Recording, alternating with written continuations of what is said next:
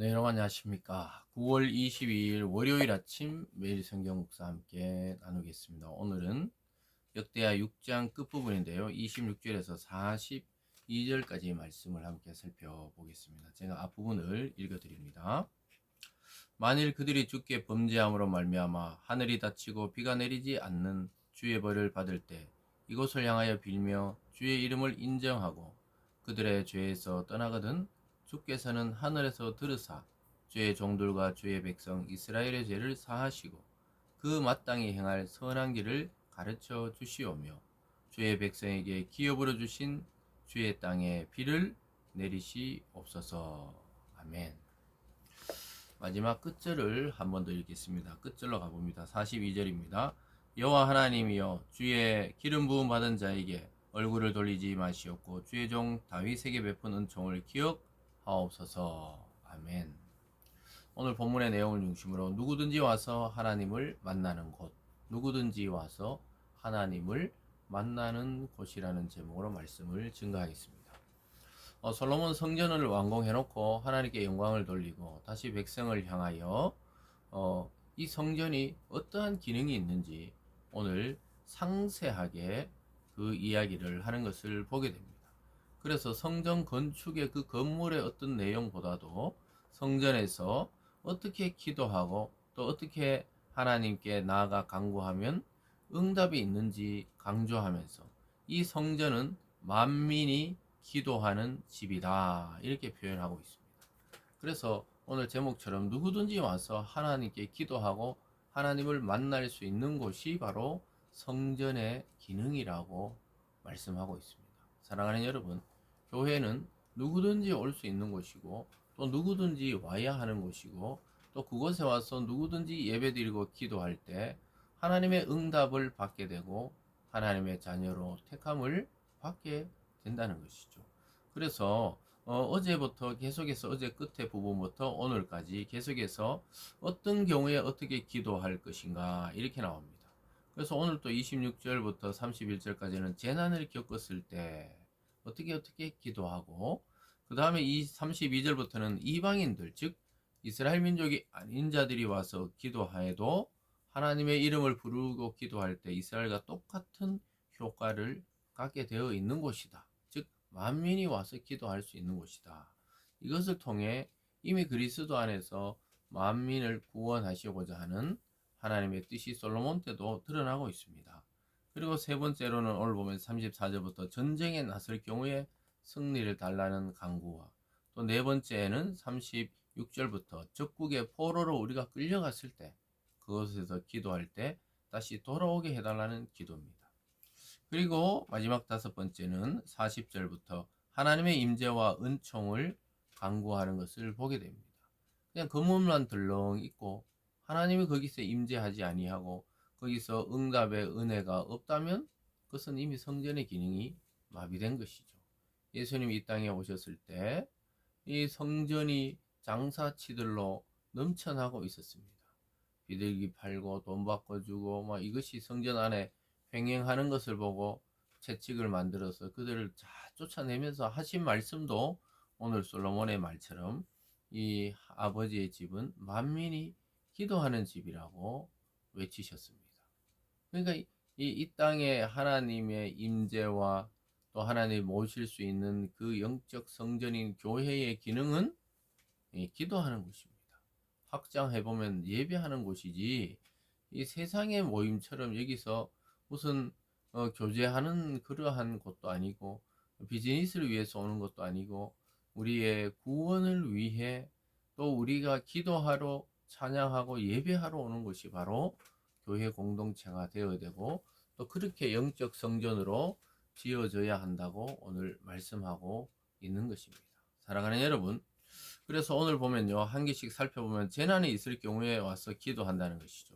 그럴 때 27절에 주께서는 하늘에 들으사 주의 종들과 주의 백성 이스라엘 죄를 사하고 마땅히 행할 선한 길을 가르쳐 주시오며 주의 백성에게 기업으로 주신 땅에 비를 내리셔서 즉 비가 내리지 않고 또 가뭄이 깊어질 때 기도했을 때 하나님께서 비를 내려달라고 이야기하고 있습니다. 29절에도 28절에도 마찬가지죠. 만일 이 땅에 기근이나 전염병이 있고 무슨 메뚜기 황충이 있고 무슨 재앙이 있을 때 또 기도하면 어떻게 해요? 30절로 가보면요. 주는 계신 곳 하늘에서 들으시며 사유하시되 각 사람의 마음을 아시오니 그의 모든 행한 대로 갚으시옵소서. 주만 홀로 사람의 마음을 아심이니이다. 여러 가지 재앙을 당하고 고통을 당할 때 하나님께 나와 기도할 때 하나님이 그곳에서 들으시고 사유하시되 즉 생각하신다는 것이죠. 그 사람의 삶에 대해서 또 그 사람의 믿음에 대해서 생각하시면서 모든 행위대로 갚아 주신다 이렇게 말씀합니다. 그래서 솔로몬이 너무나 잘 알아요. 하나님은 사람의 마음을 아신다 이렇게 표현하고 있습니다. 우리가 기도할 때 하나님 앞에서는 솔직해야 됩니다. 사람 앞에 우리의 죄악과 과거를 다 털어놓을 필요는 없지만 하나님께 기도하면서도 위선적으로 또 감추면서 할 필요가 없어요. 우리의 욕망과 우리의 정욕과 우리의 죄악들을 토해내야 됩니다. 토해낼 때 하나님으로부터 신선한 이 공기처럼 이 성령이 우리 속에 오시고 은혜가 오시고 그래서 우리가 완전히 리프레시 되는 것이죠. 그래서 이 기도는 진실한 것이 가장 중요합니다. 하나님이 이미 아시고 계시는데 우리 입술로 고백을 듣기를 원하시는 것이죠. 그럴 때 하나님이 생각하시고 사유하셔서 각 사람대로 응답을 주신다 이렇게 말합니다. 그 다음에 이방인들도 기도하면 듣겠다고 이야기합니다.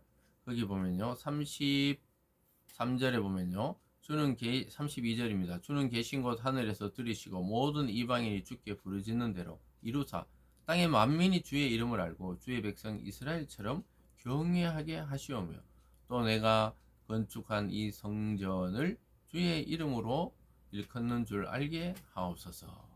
만민이 기도하는 집이다.